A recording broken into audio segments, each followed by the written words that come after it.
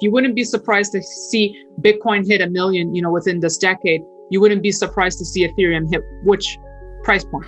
It's 100,000. It's all because the supply is low. Anytime you cap supply and there's a greater adoption, then these prices will grow, as Metcalfe's law suggests, will grow exponentially. And that's what we're witnessing. Venture capitalist and hedge fund manager Frank Holmes of U.S. Global Investors gives a price target for Ethereum of $100,000, citing factors such as supply shock and deflationary pressures from ETH 2.0. For those who are not familiar with Frank Holmes, he is a very successful venture capitalist and oversees $4 billion worth of assets via U.S. Global Investors.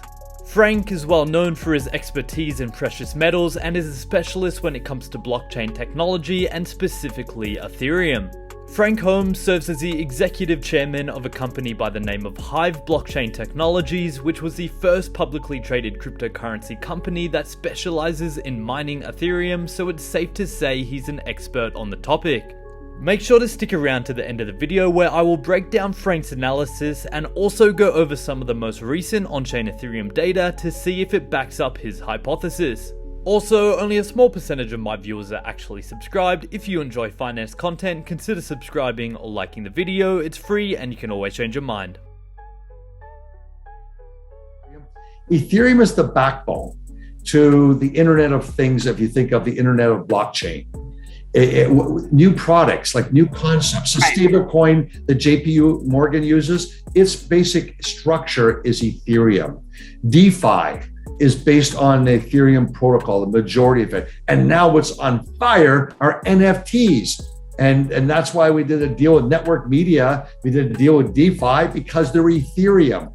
And it's been a great investment. They now have $300 million in Bitcoin assets out of the Nordic countries. Networks Media, well, that's NTE in Vancouver. This is a company that's going to do 20 million in revenue, producing high quality film. They have great content. They have the IP for I Am Bruce Lee, the documentary, and they sell that to Netflix and Muhammad Ali. So all of these things I keep talking about are based on Ethereum. And that's why JP Morgan loves Ethereum.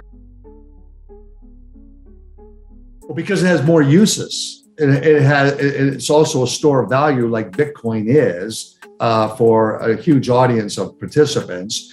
And it has many more applications with it that are being used. So I think that's where you get the 2 for 1. And the difference is also the structure, the ecosystem of Bitcoin are very much like, which you would know well, a gold bug fanatics.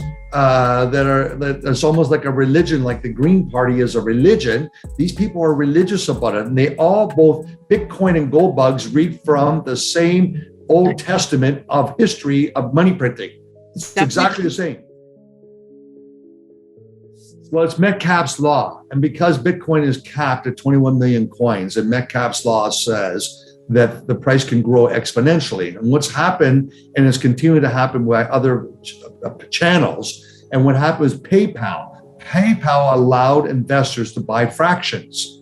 And then as it went up, they could peel off a piece and buy a new TV or a car. So the idea that Robinhood, you can buy a fraction of, you don't have to pay $68,000, you can pay $680.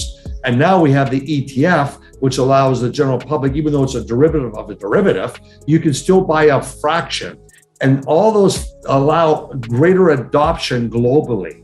So I think that it could easily be $1 million. It's down the road, might be in the next 10 years. Bitcoin could be $1 million in the next 10 years, sure, with the amount of money printing against that way and the believers around the world. Let me ask you this. Does Bitcoin at $1 million have to necessarily mean the destruction of the US dollar, or can they both coexist? They both coexist. They're both going to coexist, absolutely, because the US by that time is going to have its own digital money. If you wouldn't be surprised to see Bitcoin hit 1 million, within this decade, you wouldn't be surprised to see Ethereum hit which price point? It's 100,000. It's all because the supply is low. Anytime you cap supply and there's a greater adoption, then these prices will grow, as Metcalfe's law suggests, will grow exponentially. And that's what we're witnessing. So there's Frank Holmes on why he thinks Ethereum will get to $100,000 in this decade, with Bitcoin hitting a modest $1 million. Do you think he's got it right? Let me know in the comments. Now, let's break down Frank Holmes' argument with on-chain data to see if his line of thinking holds up. First up, Frank speaks on supply shock as pushing the Ethereum price up as more users join the network. Out from sentiment, we can see that Ethereum's 10 largest non-exchange addresses hold the highest ever ratio compared to how much Ethereum the top 10 exchange wallets hold. In a nutshell, what this means is an increasingly smaller amount of Ethereum is being held on exchanges. We can see this in a more macro sense when we look at the entire supply balance on exchanges as provided by CryptoQuant. Over the last few days, we've seen another nosedive down with more Ethereum being taken off exchanges. This is a major trend Frank is speaking on when he is referring to supply shock. Until we see this trend reverse, I find it very hard to see the Ethereum price going anywhere but up as demand and interest grows. The sky is really the limit.